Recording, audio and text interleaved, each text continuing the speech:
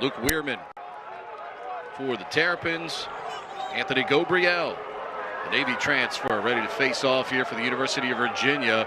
Mark, these two men have been instrumental in their team's success so far this year, and it'll be a key matchup to watch these face-off units here this afternoon. It's going to be interesting. Virginia for years had Petey LaSala. They now have a three-headed monster. Ghobriel leading the way. Luke Wierman missed last weekend's game against Brown. He should be fresher here today. He is the Nolan Ryan of face-off men. He'll go the full 9 innings, but Virginia comes up with the opening draw, and they'll get the first crack on the offensive end. Stayed on the ground ball after being checked by Fulton. Virginia had to play defense a second time, and Maryland breaks through. 10th of the year for Spanos. And Wierman called for. Slots it past McNaney. Good patience by number 13 in orange. 1-1 tie now with 10:15 to go here in this opening quarter of play. Anything that sticks out to you so far with the matchups we've seen? And obviously in this 1-1 tie, both teams have had good opportunities and goals have stood up here in the first 5 minutes. I think you took the words right out of my mouth. You know, good looks by both offenses. Wierman digs out his first face-off win. I'm interested to see number 7 in white earn a pole the next time the Terrapins are on offense. Terps who've won 3 in a row against the Cavaliers, leading here 2-1 with 8:40 to go here in this opening quarter. Another whistle, and this time it'll be Ghobriel on the early movement. So it looks like 1-1 on the face-off violation. This is the stage of the game where the officials are trying to establish. Got recognized for all the wrong reasons last week, Pete, beating a Brown team in overtime, but that man, number 52 in white, the face-off maestro, Luke Wierman, did not play, but some great wing work by 44 in orange, Ben Ware, gets Virginia another face-off win. Anthony Ghobriel, the Navy transfers, made an impact for UVA as well, and last year it was more of a unit. Here's a nice play inside, shot off to the side, rebound collected in front, score! Anthony Ghobriel, the face-off man we were just talking about, stays on. He collects the loose change mark, and he makes an impact here. It's Virginia 3 and Maryland 2. Virginia looking for early offense. I love it. And that's one thing that this Wahoo team is not short on, and that's confidence in anyone who touches the field in the offensive end.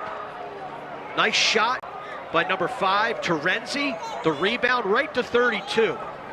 Who says all Fogos have soup ladles? Ghobriel picks it up clean.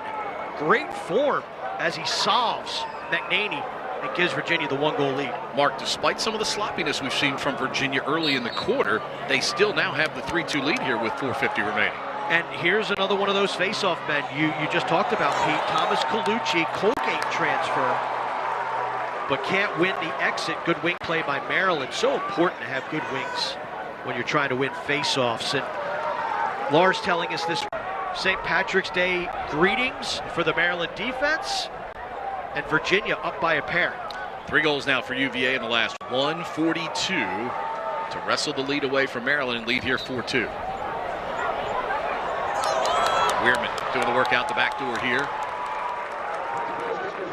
Establishing possession for Maryland again, which they need here after watching Virginia score 3 straight times. Prove their clearing game. A few of those Maryland goals, both of those Maryland goals off of second chance possessions in that first quarter of action. Ghobriel with a clean win here for UVA. So the Cavaliers go on offense. And, you know, Schellenberger, Mark, has not had to facilitate a ton, but the rest of their 6v6 offense has stepped up here. The best players in the country mentally. He's got that experience with all the miles he's logged for Virginia.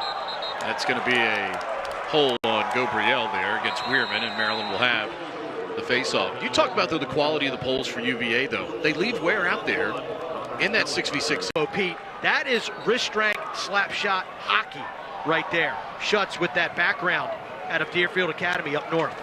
Unbelievable backhander there to put the Cavaliers up 6-2. Terps eventually win the ground ball here. Wierman coming the other way. Terps need something in a hurry. Wierman, Maliver, and he gets it right on cue.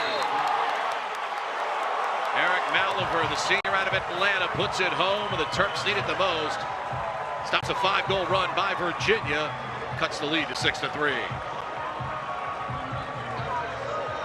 Great answer by the Maryland Terrapins. Basically, Griffin Schutz just went down and dunked on you. All the emotion, all the momentum on the side of Virginia. Luke Wierman comes up with a great ground ball. Excellent decision to get it to Mulliver. And look at him just step in, sends it far post. That Cavaliers with a 5-goal run in a game for the 3rd time this year. And the ground ball comes up UVA here with Colucci. Spins, fires, save by McNaney. Lobs an outlet to midfield where he finds Wierman.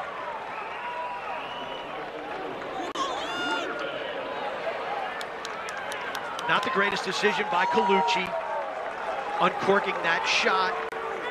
Good job by McNaney to gobble it up. Gets a few times over the last 20 minutes of game plays. Wierman wins it out the front door here for Maryland. Back up top. Keep moving it here near side. Oliver in control. But that's one of the few times over the last 20 minutes of gameplay that a Maryland player has had that kind of space to shoot the ball. No doubt. And again, they didn't respect his dodging ability, which I get. He's just sending that thing toward the cage. It singes the bottom corner. And Maryland, all of a sudden, is only down by a goal. Of players that have taken 10 or more shots for Maryland this year, Syracuse has been the most accurate, putting them on goal by far of anybody. And that time, he tucked it into a neat little hole on the near side. 3 consecutive for Maryland over the last 3:51. Ground ball comes up Cavaliers, though, off the face-off here. Let's see if they can quell. It's because the UVA guy's directly in between you and the man you're trying to throw it to. Right, but if you put enough air under it, Pete, he had his receiver wide open at the 40. And that's a pass I'd make every single day because that's the setup. You get past that attacker who can't follow. Taking an early 2-1 lead, battling back and getting to within 7-5. And here we go to start this third quarter. Wierman for Maryland, Ghobriel, and it's Wierman out the front door for the Terps as that momentum continues. Oliver fires. That was probably headed wide, but Noon's out at the top of his crease, reaching out and gaining possession for his team. And UVA quickly now moving left to right. Solves Logan McNaney, Virginia on a 2-goal run ever since Maryland cut that advantage down to 6-5. Ghobriel able to stab the ground ball here and pick it up, but a bad pass. We'll see if they can save it. They will. Good job by Castor to go get it. Schutz, the most accurate, simply catch, step right in the flow, does not allow the defense time to recover and get in the shooting lane. You make a great point, because timing in this game, we talk about the athletes, bigger, faster, stronger. What does that mean? Things have to get to where it needs to be quicker. And if that pass would have been at the hip on the other side, that is, milliseconds that Urksa can't afford to give up, and Virginia's defense would have been able to recover. Penalty coming up against Maryland. One man's open. That one man was number 38 White, Syracuse, and he puts a BB into the top corner. Excellent recognition, finds the open teammate, and the Terps get the goal back. Second goal of the day for Ryan Syracuse and the Cavaliers with the ground ball off from McCabe Millen. Number 2 ranked 2023, graduating high school class a year ago by Inside Lacrosse, having a terrific freshman campaign. Oliver contains here for Maryland to build these points up. He's done it within the traditional 4-year window. 6th multi-goal game of the season, 34th of his career for Connor Schellenberger. And it's dug out nicely by the Cavaliers. And Mark, you can sense a little bit that can he light a spark under this Maryland offense, get them rolling? And he does. Out the front door, beats Colucci.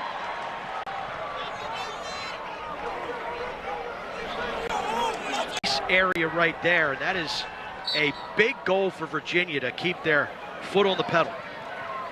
Wierman had a chance to go out the front door, played it back, and the Terps will still come up with the ground ball. Stamos has it. Biggest lead of the game. It's the shot. Maryland down by 4. Let's go back to the start of the play. The Richmond transfer, Colucci, got very aggressive with Spanos back there. Spanos used that against him to get a clear passing lane to Moltz there before Moltz was past the goal line. And if you're Colucci, it's probably not necessarily the play you have to make that far behind the goal. Nunes puts a sizzler on the turf here, and Maryland with 2 quick tallies is back in this game. Key word quick there. They're back within 3 now with 11:36 to go. 21 goals in the game, 14 different goal scorers. Wierman out the front door. Beats the double team. Switches to the left hand. And it goes wide, but Maltz is back there. Creative and pretty goals here this afternoon. Virginia and Maryland never fail to disappoint. Wierman overstepped it, had a chance to win it out the back door, but the unit works together here. Stamos gets it.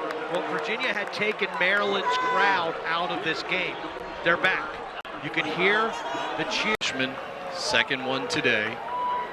And Virginia gets one back after Maryland had scored 3 in a row to get within 2. Wierman able to shake off Ghobriel. Oliver. Good job that time by Ware and Colucci to step into the shooting lane. I like how Virginia is going to claim their first win over the Terps since 2021. Wierman wins the face-off against Colucci. So the Terps take care of that part of it right there. But now time starting to